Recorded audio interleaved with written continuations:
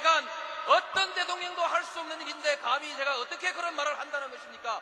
이치에 닿지 않는 말을 가지고 사람을 이렇게 몰약해서는 안 됩니다.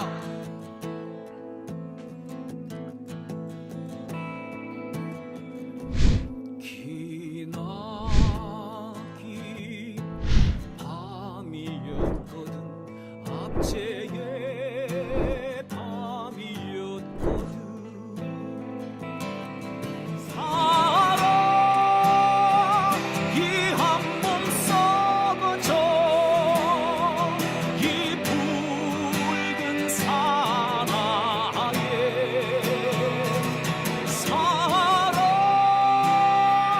해방의 횃불 아래 벌거숭이 사나예.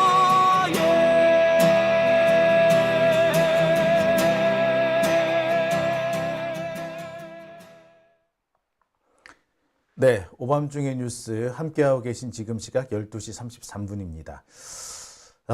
자, 본론으로 바로 들어가 보겠습니다. 제가 준비한 두 번째 주제는요, 한동훈의 가족사에 대한 얘기를 좀 해볼까 합니다. 한동훈 가족 얘기, 저로서는 좀 하기가 쉽지 않아요. 한동훈 딸 얘기했다가 고소당한 게 저이기 때문에 아동학대죄래잖아요. 한동훈 딸 그 입시와 관련된 얘기. 한동훈 딸이 논문을 무슨 국제학술지에 발표를 했다, 어쩌고저쩌고 이런 얘기 때문에 그 진짜 국제학술지에 발표된 논문이 무엇인지 좀 살펴보려고, 자, 내가 돈 내서 살펴봤다. 돈을 많이 냈으니까 좀 뽕을 뽑아야겠다. 이 얘기 한 걸 가지고 아동학대죄로 저를 고소한 게 사실 한동훈이었습니다. 자기 딴에는 가족을 건드렸다 해서 기분 나빴던 모양인데, 글쎄요.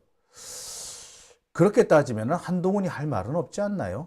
가족을 가장 악랄하게 건드렸던 사람이 한동훈, 그렇다고 생각이 드는데요. 자, 어쨌거나 한동훈은 또 이제 자신의 가족 문제와 정면으로 마주해야 될 것 같습니다. 어떻게 보자면 지금의 한동훈의 모습은 그 가족사와도 관련이 있지 않느냐라는 생각을 할 수밖에 없을 것 같아요. 자, 오늘 제가 준비한 두 번째 주제는요, 한동훈 부친과 관련된 얘기입니다. 벌써 20년도 더 됐네요. 아니, 30년이 더 된 옛날 얘기입니다. 1991년부터 1994년 사이에 강원도 춘천에서 있었던 일입니다.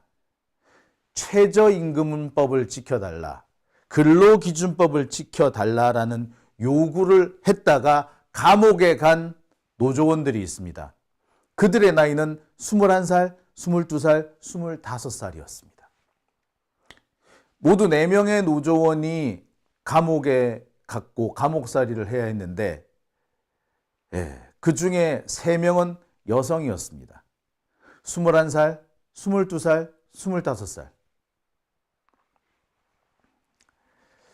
당시 이 회사에서는요, 이 춘천 전체를 아우르는, 그러니까 춘천에서 가장 매출이 많은 회사에 손꼽히는 그런 곳이었다고 합니다.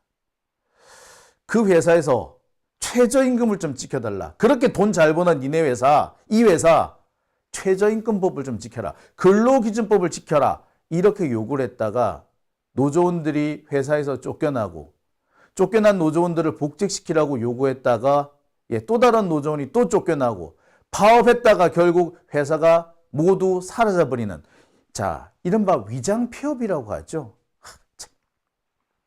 그런 일이 바로 30년 전 춘천에서 있었습니다. 그리고요, 그 춘천에서 있었던 노동 탄압의 그 대표적인 사건, 30년이 지난 지금도 춘천 지역 노동운동에서 반드시 기억해야 될 사건으로 기록되어 있는 그 사건 관련 회사의 대표는 한명수라는 사람입니다. 한명수 씨는요, 확인 결과 한동훈 비대위원장의 부친으로 드러났습니다. 지금부터 그 얘기를 좀 해볼까 합니다. 제가 참 노조위원장을 했기 때문에 이런 얘기를 할 때마다 속에서 불길이 치솟아 오릅니다. 근로기준법 지키라는 게 뭐 그게 잘못된 얘기인가요? 최저임금을 지키라는 게 잘못된 얘기인가요? 그런 얘기를 하기 위해서 감옥 갈 각오를 해야 된다는 게 이게 감히 가당키 난 얘기입니까? 그런데 30년 전 대한민국에서는 그렇게 요구하는 것이 불가능했습니다. 지금도 어떤 곳에서는 한동훈을 빨아주기 위해서 당시 노조원들을 강성노조라고 비방하고 있습니다. 쥐뿔도 잘 알지도 못하는 것들이. 21살, 22살, 25살 이 어린 친구들이 강성이면 얼마나 강성이라고요. 한탄할 일 아닙니까? 자, 30년 전 근로기준법을 지키라는 요구를 짓밟았던 20대 초반의 여성 근로자들 짓밟고 감옥에 보냈던 그 회사 이름은 AMK라는 회사입니다. Applied Material Korea. 미국계 회사예요. 이 회사는요, 반도체 장비 그리고 반도체 소재를 제조하는 회사입니다. 디스플레이 같은 쪽에서도 많은 업력을 쌓고 있다고 해요. 미국에 본사가 있고요. 아시아권에도 여러 곳에 지사가 있습니다. 현재 한국은요, 분당에 본사를 두고 있습니다. 그러니까 30년 전 춘천에서 노조원이 싫다고 문 걸어 담그고 회사 다 팔아치우고 나가버렸던 그 회사는요, 지금도 한국에서 버젓이 영업하고 있습니다. 당시 이 회사는요, 노조 때문에 회사가 망하게 생겼다. 그래서 내가 이 공장을 접고 떠난다. 심지어 나 여기 회사 팔고 한국 떠날래. 라고 하고 협박을 하고 나갔습니다. 하지만 이 회사는요, 여전히 한국에서 영업을 하고 있습니다. 계속 규모는 커지고 있는 것 같아요.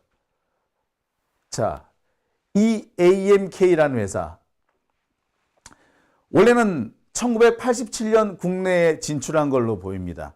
그리고 청주와 춘천에 공장을 지었던 걸로 보여요. 89년에는 홍콩 법인의 한국지사로 설립이 됩니다. 원래는 그냥 한국지사가 따로 있는 게 아니고 그냥 공장만 있었던 거예요. 홍콩 법인이 아시아 전체를 관할하는 그런 회사였던 것 같아요. 그러니까 미국에 본사가 있고 아시아권을 관장하는 법인이 홍콩에 있었던 거고요. 그 홍콩 법인의 공장이 청주와 춘천에 있었던 걸로 보입니다. 이때가 아마 87년으로 보입니다. 그런데 공장에서 생산되는 양이 늘어나고 규모가 계속 커지다 보니까 홍콩 법인은 한국의 지사를 새로 설립합니다. 그리고요, 한국 지사는 93년에 한국 법인으로 독립을 해요.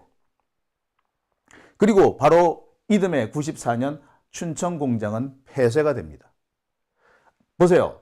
만약에 정말로 이 노사 분규 때문에 회사 문을 닫아야 되는 상황이었다면, 회사가 너무 적자를 많이 봐서 문을 닫아야 되는 상황이었다면 국내 법인을 따로 만들 이유가 없었겠죠. 예, 홍콩에 법인이 있으니까 홍콩 법인에 한국 지사만 있어도 되는 거니까. 그런데 한국 지사를 따로, 한국 법인을 따로 만들었다면 계속 영업 활동을 하겠다는 의지죠. 결국 노조를 핑계 삼아 공장 하나를 없애버린 겁니다. 이런 걸 보고 우리는 위장 폐업이라고 얘기를 하죠. 93년 춘천 공장이 폐쇄됐지만 국내 공장은 계속 유지가 됐어요. 청주에서는 계속 돌아갔습니다. 그리고 중국, 이때부터 중국에 이 AMK가 진출을 해서 중국의 생산 기지를 운영하기도 합니다. 결국 국내에서 노동자들을 탄압하고 노동자들 쥐어짜다가 안 되니까, 더 이상 쥐어짤 수 없으니까 중국에 가서 쥐어짜기를 시도했던 거죠. 그러다가 최근 미국이 대중국 고립작전을 피잖아요. 그래서 다시 지금 회사가 국내로 돌아오고 있는 그런 양상입니다. 자, AMK. 그래서 현재도 우리나라에 있느냐? 예, 있습니다. Applied Materials in Korea 라는 이름으로 현재도 영업 중입니다. 보니까 SNS, 페이스북도 유지하고 있고요. 블로그도 가지고 있고요. 유튜브도 가지고 있습니다. 그리고 홈페이지도 운영하고 있어요. 뒤져보니까 오히려 최근 들어서 중국 공장의 비중은 줄고 국내 공장의 비중이 늘어나는 분위기라고 해요. 참. 그러니까 30년 전 춘천 공장을 폐쇄한 것은 오로지 노조를 짓밟기 위한, 노조를 해산시키기 위한 그런 작전이 아니었느냐. 그러니까 노조가 싫으니까 나 노조 싫어. 노조 있는 데는 내가 일 안 할래. 그러고 나간 거죠. 하지만 지금도 이들은 한국에서 계속 일하고 있습니다. 자, 한국에서 계속 활동하고 있다는 증거가 있느냐고요? 네, 지금부터 보여드리겠습니다. 자, 최근에 이 어플라이드 매트리얼스 회사에 관련된 보도가 신문에 난 게 있습니다. 30주년 기념 행사를 했대요. 임직원 1,500여 명이 참석한 가운데 Shaping the Future라는 주제로 기념 행사를 열었다고 합니다. 자, 그리고요, 이 회사는요, 지금 국내에 꽤 여러 곳에 지사를 두고 활발하게 활동하고 있습니다.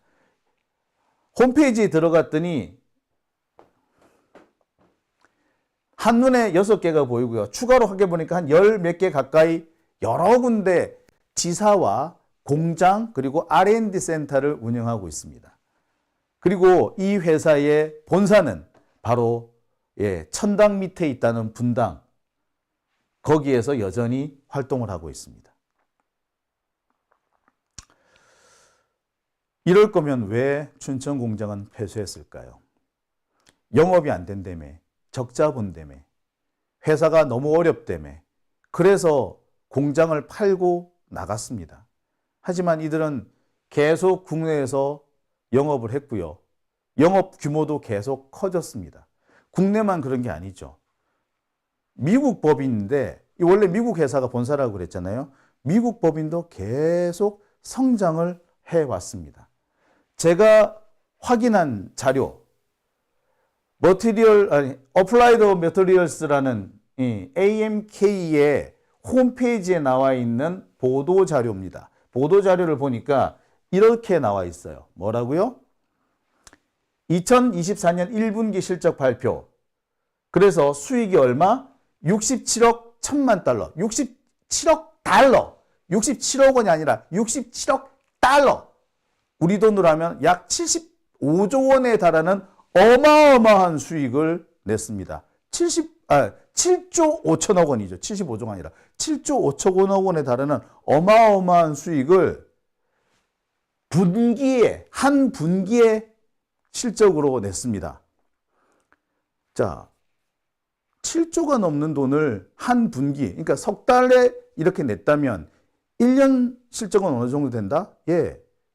뭐 추산을 해봐야 되겠지만 21조, 그러니까 20조 정도 매출을 기록하고 있다. 아니, 수익을 기록하고 있다는 거죠. 자, 이 AMK 본사에 올라와 있는 보도 자료에 이렇게 나와 있습니다. 이게 제가 하는 얘기가 아니고요. AMK가 스스로 밝힌 보도 자료에 이렇게 되어 있습니다. 예.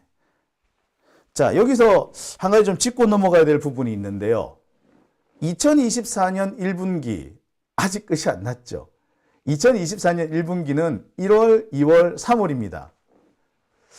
따라서 2024년 1분기 실적이 나오려면 한 4월, 5월은 돼야 돼요. 근데 2024년 1분기 실적 발표라고 했다면 실제로 이건 언제 영업을 한 거다? 예, 작년 10월, 11월, 12월 2024년 제4분기 영업 실적을 2024년 1분기에 발표한 거다. 뭐 이렇게 보는 게 맞을 것 같아요.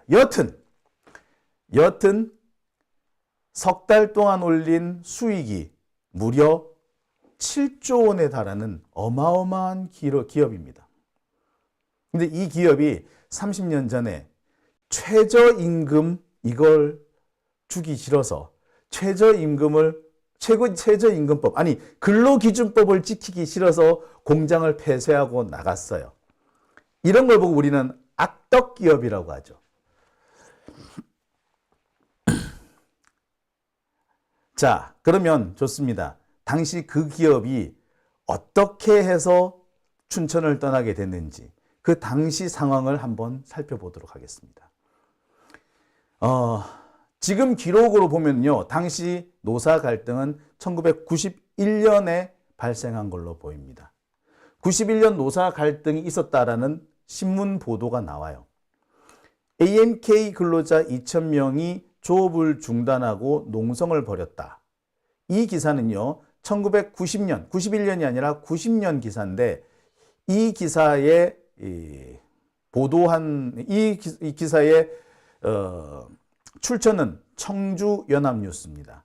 그러니까 이게 아마 그런 걸로 보여요. 청주 공장에서 시작된 이 투쟁이 이 춘천으로 번지면서 이것이 본격적으로 싸움이 이루어지게 됐다. 노사 갈등이 벌어진 것이다. 이렇게 볼 수 있을 것 같아요.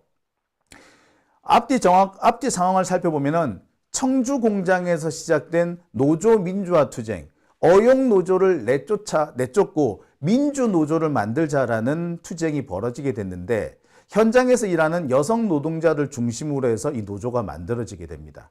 그러니까 그 전에 있었던 노조는 조금 이해가 안 되는 것이 좀 중년의 남성이 노조위원장을 하고 있어요. 나이가 좀 있는. 그런데 아마 노조원들의 이 요구를 제대로 수용하지 못했던 것 같습니다. 수렴하지도 못하고 대변하지도 못했던 것 같아요. 그래서 현장 여성 노동자들이 노조를 바꾸려고 합니다. 이른바 민주노조 투쟁, 노조 민주화 투쟁이 진행되는 거죠.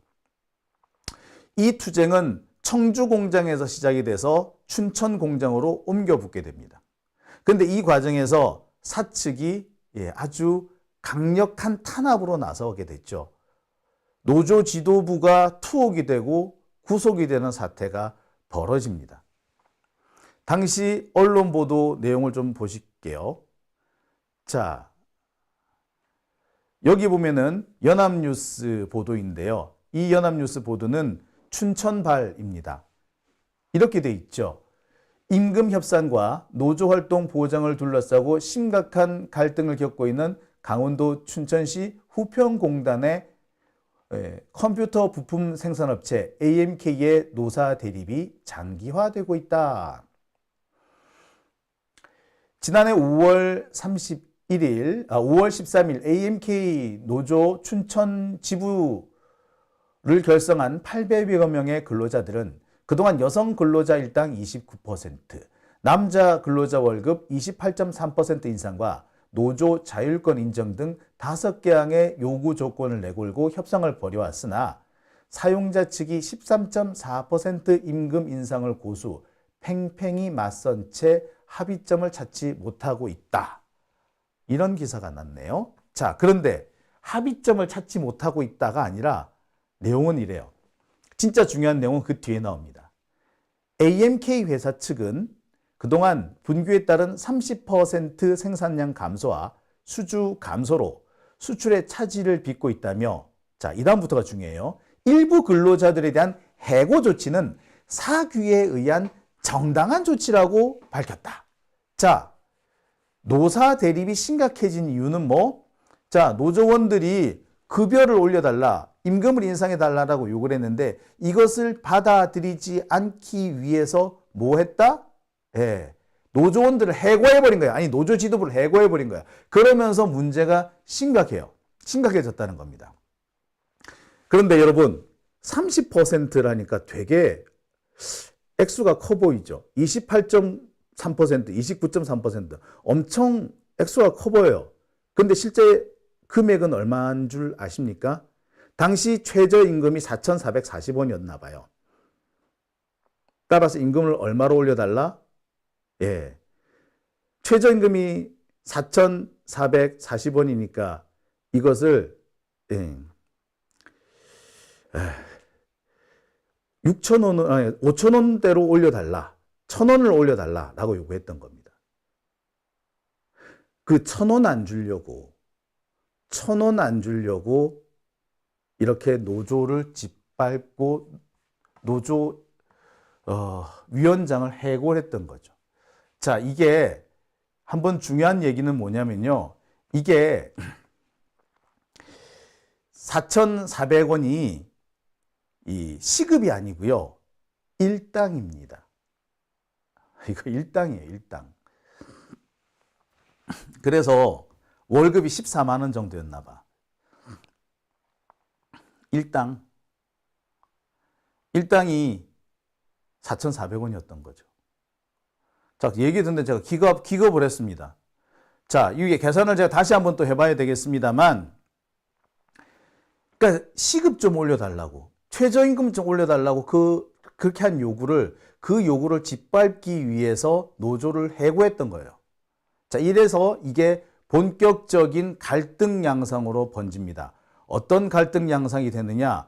노조 간부가 구속이 돼요. 그리고요, 노조 사무장이 구속이 되고요. 급기야는 누가? 노조 지부장이까지 구속이 됩니다. 제가 확인한 바로는요, 총 4명이 당시 구속이 됐던 걸로 확인이 됩니다. 즉, 노조 활동을 했다라는 이유로 노동자 4명이 감옥을 갔던 겁니다. 아이고, 이게 잘못됐네요. 예. 감옥 갔던 사람은요, 노영미, 임소영, 임경자, 김선겸, 이렇게 4명입니다. 자, 이분들은요, 노조 활동을 이유로 감옥을 갔고요. 이들이 요구했던 내용은 참 사실 되게 소박한 것들이었습니다. 그냥 월급 좀 올려달라는 거였고, 노조를 탄압하지 말라는 겁니다. 우리가 노조가 임금 올려달라고 요구하는 건 너무 당연한 거잖아요. 근데 그 임금 올려달라고 요구했다고 해서 노조 지도부를 해고한다고? 이런 개떡 같은 일이 어디 있어요? 예? 자, 노조 지도부를 해고하는 거는 뭘 의미하느냐? 노조를 탄압하겠다는 것이고요. 그것은 곧바로 공권력을 투입하겠다라는 그런 그런 절차로 이어집니다. 이게 어떻게 되냐면요. 노조가 월급 올려달라고 요구하는 거, 그건 문제가 안 되죠. 그리고 노조가 월급 올려달라는 이유로 파업을 한다. 문제가 전혀 안 되죠. 그런데 문제가 안 되는데 여기에 왜 공권력이 투입이 됩니까? 공권력을 투입하는 방법이 있어요. 어떻게 한다? 예. 사소한 것 꼬투리 잡아가지고 노조 간부를 징계하거나 해고합니다. 그러면 이 노조 지도부는요, 갑자기 와해가 돼버리죠. 노조 위원장이나 간부들이 다 날아가 버리면 노조가 와해가 되죠. 그러면은, 자, 해고했으니까 이 사람들은 이제부터 우리 회사 직원 아니야. 따라서 노조 만들 수 없어. 이렇게 되는 거예요. 그러면서 회사는 어떻게 하느냐? 자, 우리 회사 직원이 아니니까 저 사람들하고 우리 협상 못 하겠어. 이렇게 나오는 거예요. 자, 멀쩡한 노조 지도부를 회사가 내쫓고 이제부터 노조랑 협상 안 한다. 이렇게 나오는 거죠. 물론 그 과정에서 어용 노조를 만들기도 합니다. 노조 위원장이 없었으니까 보궐선거하자 이렇게 해가지고 엉뚱한 사측 편을 드는 가짜 프락치를 노조 대표로 앉히기도 하죠. 그래서 어용 노조 만들어 가지고 회사를 또 이렇게 노조를 이렇게 구워 삶는 그런 문제도 그렇게 식으로도 합니다. 여하튼 자, 이때 노조 지도부, 해고당한 노조 지도부가 계속 저항하면 어떻게 된다? 자, 또 노조 지도부를 해고했으니까 노조원들이 맞서 싸우겠다? 이렇게 되면 어찌 된다? 예. 그렇게 되면 이게, 노동조합법 위반이라고 하는 거예요. 제3자 개입이라고 하는 거예요. 그러면서 업무방해 이런 게 막 들어가. 그러면서 어떻게 된다? 공권력이 투입이 되고 노조 지도부는 감옥에 가는 겁니다. 딱 그러한 방식의 탄압이 춘천 AMK에서 진행이 됐던 거예요. 근데 당시 감옥에 갔던 노조 위원장, 노조 간부가 몇 살? 25, 22, 21, 22. 사장, 당시 이 AMK 사장 한명수라고 하는데요. 이 한명수 씨한테는 아들 하나, 딸 하나가 있어요. 딸이 첫째인 모양이더라고.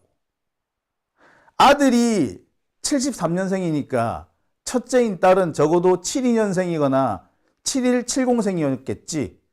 그러면 91년에 70년생이면 몇 살? 21살.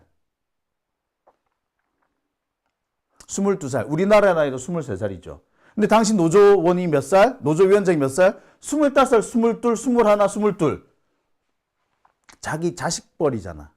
딸뻘 되는 애들이잖아. 그 딸뻘 되는 애들이 임금 1,000원 더 달라고 했다고, 1,000원 더 달라고 그랬다고, 그 1,000원을 주기 싫어가지고 감옥에 보냈던 거예요. 이게 춘천 AMK에서 있었던 일입니다. 제가 참, 이 주제를 조용히 다루려고, 최대한, 진정을 하고, 객관적으로 다루려고 했습니다만, 이게 진행을 하는 과정에서 자꾸 화가 치미네요.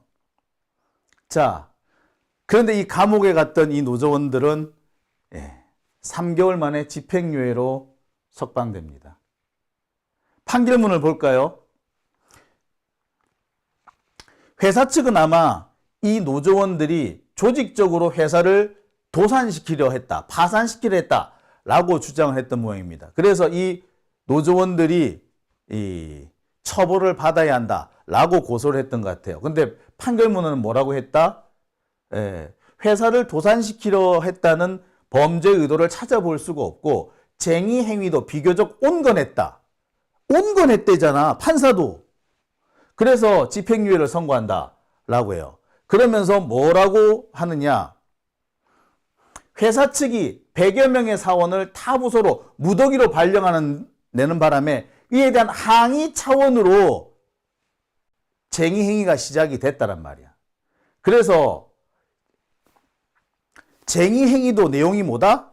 시간 외 작업을 거부했다 이거예요. 그리고 해고된 뒤에 출근 투쟁을 했다라는 거예요. 시간 외 작업, 잔업이잖아요, 잔업.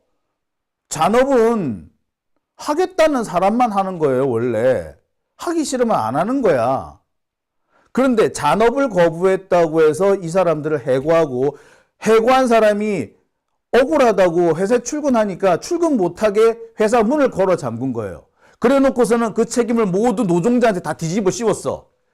전형적인 악덕 기업의 노조 탄압 형식이었어요. 자,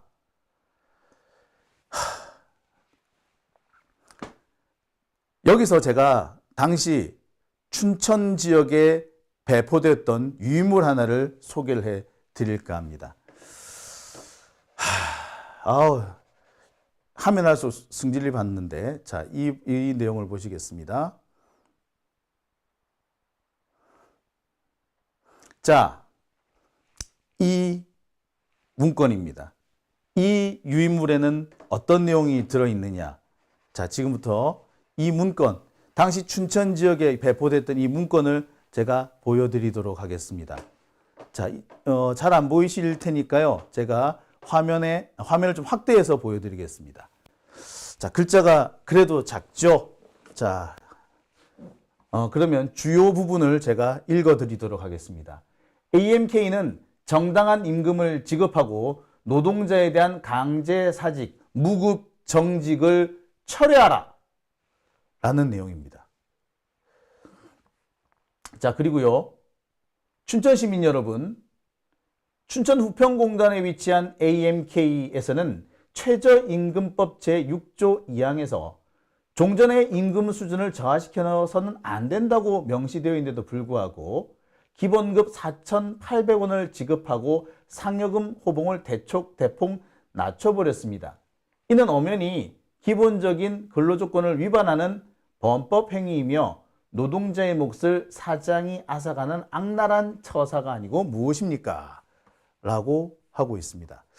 자, 당시 이 AMK 사장은 한명수라는 한국 사람이었어요. 근데 외국인 사장도 아마 들어와 있었던 모양입니다. 그러니까 아마 한국인 사장을 바지로 앉혔던 모양이죠.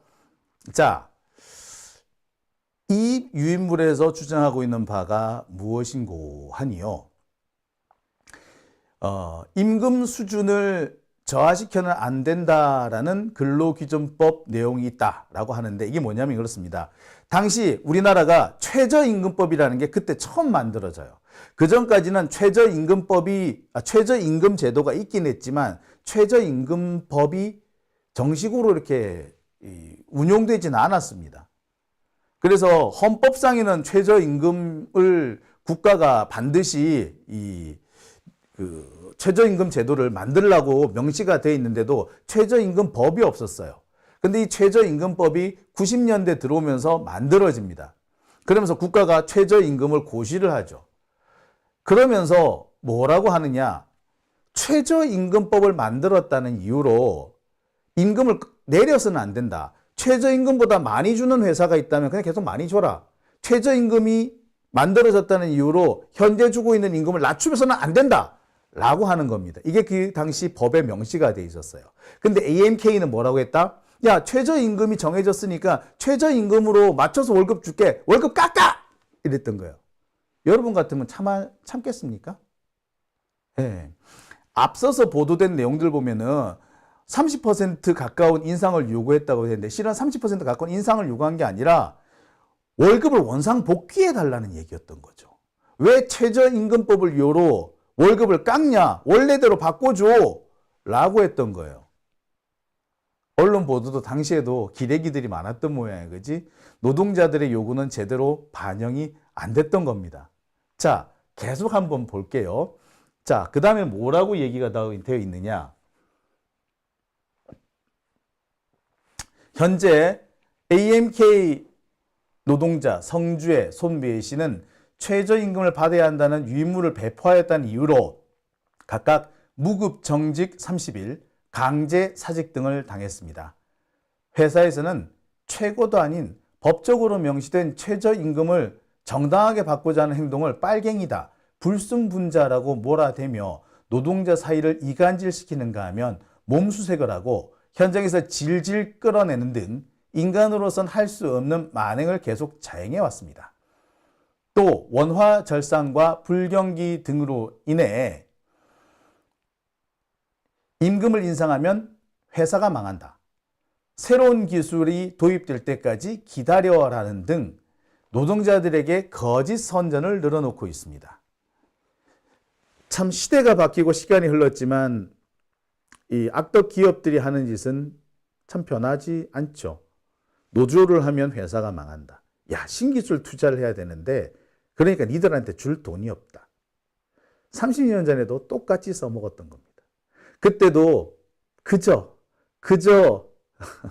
최저임금을 지켜달라, 최저임금법을 지켜달라고 요구했을 뿐인데, 자, 빨갱이다. 그리고 니 똑바로 하는지, 너 뭐 이상한 거 숨기고 들어오지 않았는지 몸수색을 하자. 회사에 들어왔다는 이유로 질질질 끌어낸다. 이런 폭력적인 행동이 벌어지고 있었던 겁니다. 요즘 같으면 이 여성 노동자들을 몸수색을 한다? 예, 큰일 날 일이죠. 근데 그때는 이때만 해도요, 너무나도 당연하게 자행이 됐었습니다. 회사가 이 회사의 안전을 보호해야 한다. 회사를 보호해야 한다. 회사의 규율을 보호하고 질서, 안전 이런 것들을 보호해야 한다는 이유로 노동자들, 특히 여성 노동자들의 몸수색을 아무렇지 않게 자행하고 있었던 것이 이들의 행동이었던 거예요. 참. 자, 상상하기도 어려운 일이 벌어졌던 거죠. 자, 여기서는 미국인 사장이라고 되어 있지만 당시 법적으로 이곳의 대표는 한명수라는 한국인이었습니다. 그리고 그 한명수가 지금 확인해 보니까 한동훈의 부친으로 나오는 거죠. 자, 계속해서 보겠습니다. 이 당시 배포된 유인물 내용을 좀 더 제가 살펴볼게요. 이런 내용도 있습니다. 춘천 AMK에서는 지금까지 서울구로 AMK보다 25%, 청주 AMK보다 12% 낮은 임금을 받아왔습니다. 회사의 말대로라면 춘천보다 임금을 높게 받는 서울, 청주는 벌써 망했어야 했는데 아직도 건재합니다. 또한 AMK는 최저임금을 요구하면 한국에 있는 AMK를 임금이 낮은 말레이시아로 이전하겠다고 노동자들을 협박하고 있습니다. 자, 한국에 투자한 자본, 특히 그동안 많은 이윤을 남겨먹은 공장이 이 해외로 이전한다는 것은 근거가 없습니다. 공정을 완전히 옮기는 것은 임금을 인상하는 것보다 더 많은 자본이 필요하기 때문입니다. 자, 그런데도 새로운 기술을 도입한다면서 그때까지 기다려달라고 하는 AMK는 외국으로 철수할 의지가 없다는 것을 스스로 입증하는 것이 됩니다. 자, 계속해서 볼게요. 자, 그러면서 이 유인물을 누가 뿌렸느냐? 노동자들이 뿌린 게 아니고요. 당시 춘천 지역의 민주시민단체들이 뿌린 겁니다. 자, 이렇게 노동조합의 투쟁에 지역에 있는 대학생, 시민단체, 그리고 언론단체까지 나서서 함께 힘을 모았던 거죠. 그 지역, 당시 춘천 지역에서는 상당히 중요한 일이었던 겁니다. 지역 경제와 지역의 여론을 뒤흔들 수 있는 아주 큰 일이었던 거죠. 이 밖에 관련된 보도도 여러 군데 나와 있습니다. 당시 노조 활동을 지원했던 또 노조 활동을 주도했던 노조 간부가 당시 지역신문에 올린 글입니다. 최저임금제 시행되자 호봉 깎은 미국인 사장, 그리고 AMK사 근로기준법 위반, 직원들 춘천지검에 고소, 이런 기사들이 나오고 있습니다. 자, 그러니까 종합하면 그렇죠. 이 AMK라는 회사는 한국의 여러 곳에, 그러니까 서울하고 청주, 춘천이 세 곳에 공장을 유지하고 있었는데 서울에는 5,000원 주고 청주에서는 4,500원 주는데 춘천에서만 4,000원을 줬던 거죠. 그래서 춘천 공장이 야, 왜 우리만 적게 줘? 우리도 서울 수준으로 올려줘 라고 했던 겁니다. 자, 여기에 열받은 그 회사 측이 노조 간부를 해고했던 거고, 해고당한 노조 간부들이 물러서지 않고 계속 싸우니까 이들을 감옥에 쳐넣었던 겁니다. 미국인 사장이라고 등장하지만 엄연히 법적 대표는 한국인이었어요. 자, 그와 관련된 기사를 한번 보실까요? 자, 이 기사를 한번 봐주시기 바랍니다. 자, 이거는 94년 강원도 지역에서 발행된 신문입니다. 춘천 지역 최대 수출업체 연말께 문 닫아 라고 하면서 어플라이드 매트리얼스 얘기가 나옵니다. 87년에 문을 열었는데 그동안 노사 분규 때문에 너무 적자가 심해서 결국 문을 닫는다. 뭐 그런 내용이에요. 결국에 춘천까지 와서 우리가 공장을 운영하는 거는 춘천 지역의 애들한테는 월급을 적게 줘도 되기 때문에 그래서 온 건데, 그러니까 마치 춘천이 당시로서는 지금 같으면은 마치 중국이나 베트남 같은 그런 역할을 했던 거죠. 내가 그러려고 춘천 갔는데 월급을 올려줘? 야, 우리 그럼 춘천에서 못 있지? 야, 공장 팔고 나와? 이렇게 한 겁니다. 그러면서 지역 언론에 이렇게 협박 아닌 협박을 쫙 뿌렸던 거죠. 종합해보면 그렇습니다. 이 AMK라는 회사는 노조를 탄압하고, 그리고 노조 활동에 대한 보복을 하고, 그리고 그것이 끝까지 근데 그것이 끝내 자기들 의도대로 잘 진행되지 않으니까 회사 문을 걸어 잠그고 나가버린 거죠. 그리고 당시 AMK 한국법인의 대표는 한명수라는 사람이었습니다. 그리고 이 한명수라는 사람은요, 최근 확인된 바로는 한동훈의 아버지, 부친이었습니다.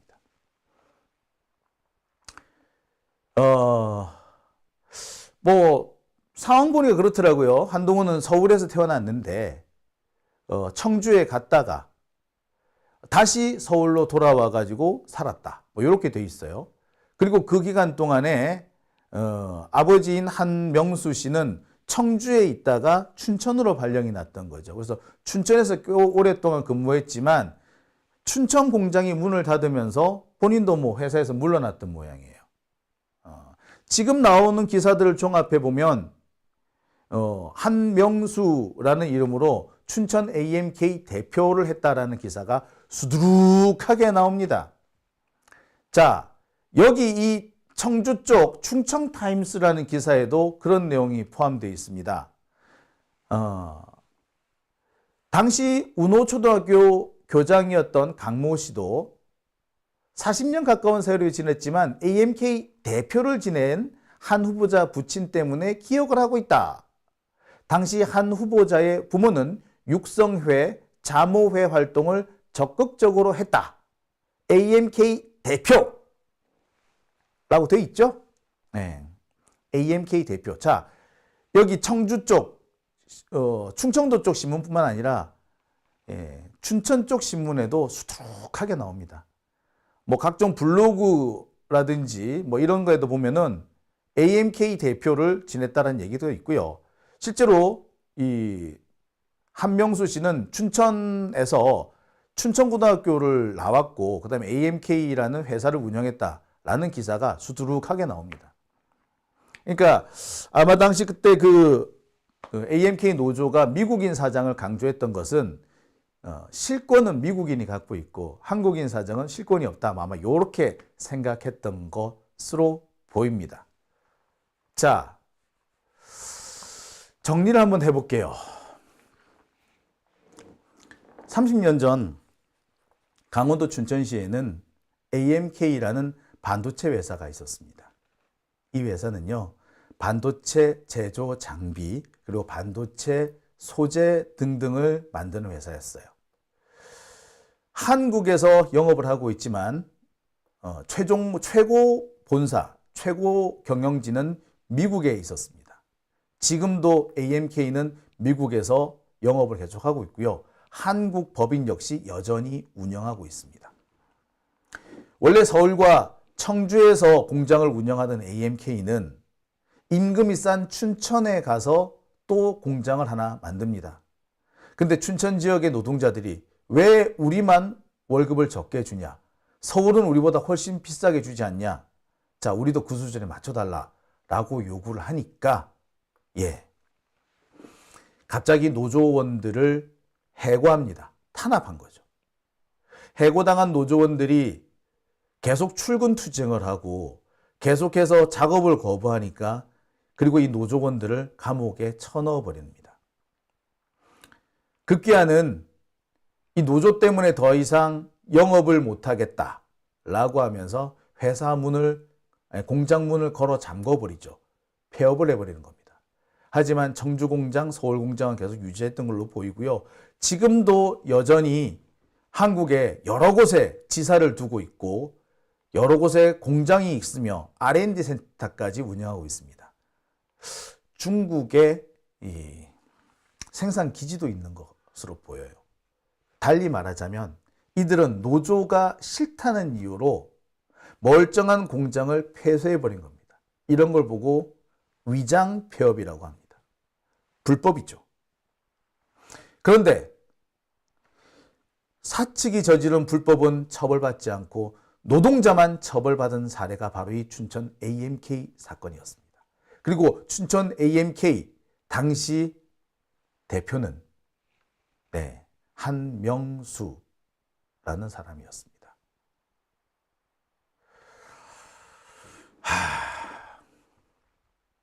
그리고 그 사람은요, 한동훈의 부친이었습니다.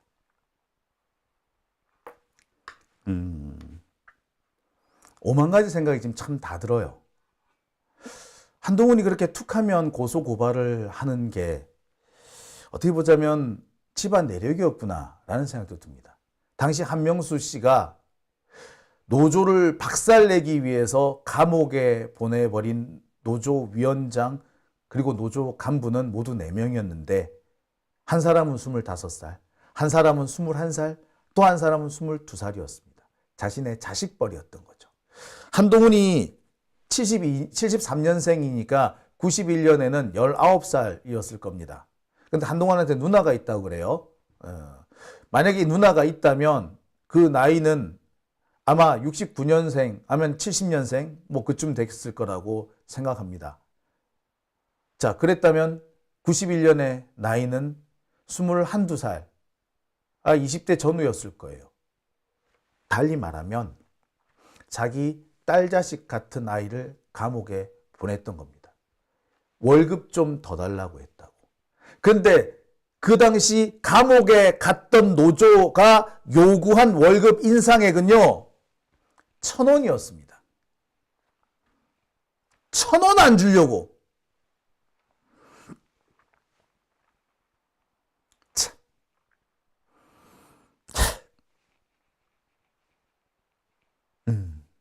비정하죠. 한명수 씨는요, 자녀들한테 꽤 많은 재산을 물려줬습니다. 우리가 가끔 한동훈한테 그런 얘기하죠. 자기 딸을 보호하기 위해서 고소고발을 남발하는 한동훈. 그런데 왜 남의 자식한테는 그렇게 야비하고 매몰차느냐? 왜 조국 장관의 아들과 딸한테는 그렇게 저열하고 비열했느냐? 이렇게 우리가 묻곤 하죠. 네 자식이 귀하면 남의 자식이 귀한 줄 알라 라고 우리가 얘기를 합니다. 근데 그 얘기는 어떻게 보자면 집안 내력이었던 것 같습니다.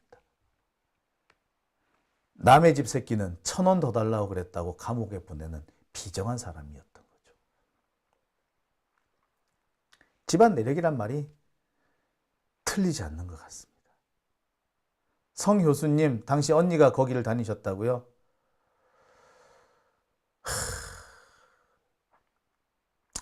성효수님, 저한테 연락 좀 주십시오. 제가 추가 취재를 좀 진행해 보려고 합니다. 더 많은 얘기들이 무궁무진할 걸로 보입니다. 이 부분은요, 그냥 넘어갈 문제는 아닌 것 같습니다. 당시 AMK 사건에 대해서 알고 계신 분은요, 저한테 꼭 제보 주시기 바랍니다. 제가 제보를 하는 이 전화번호를 알려드리고 있죠. 010-2144-5232. 자, 제가 댓글에 올려드리겠습니다. 제보 전화는요, 010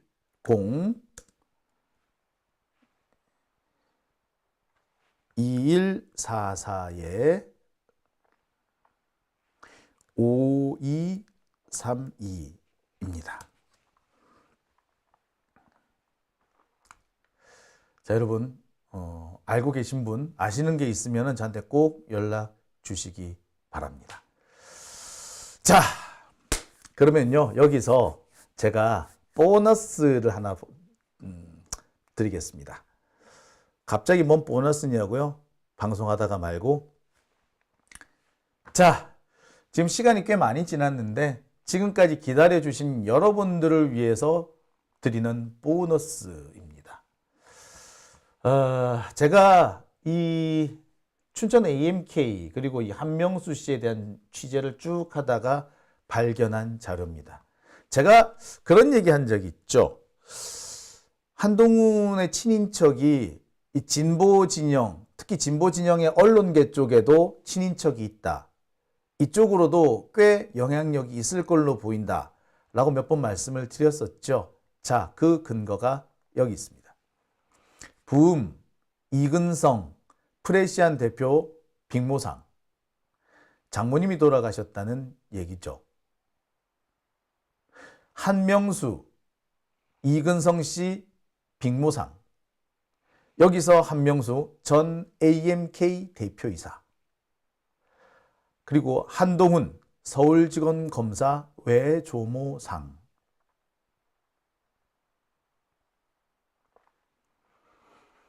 네. 그러니까 한명수 씨하고 이근성 씨는요, 동서지간입니다. 한동훈 입장에서 보자면은요, 이모부가 되겠죠. 자, 이근성 프레시안 대표입니다. 가끔씩 프레시안의 기사가 이해가 안 될 때가 있어요. 검찰을 너무 옹호하는 기사들이 나옵니다. 이재명은 희한하게 돌려까면서 검찰 편을 드는 듯한 묘한 기사가 있었죠. 어떻게 보자면 그 답이 여기에 있는지도 모르겠습니다. 오밤중의 뉴스, 제가 준비한 두 번째 주제 여기까지입니다. 세 번째 주제로 넘어가겠습니다.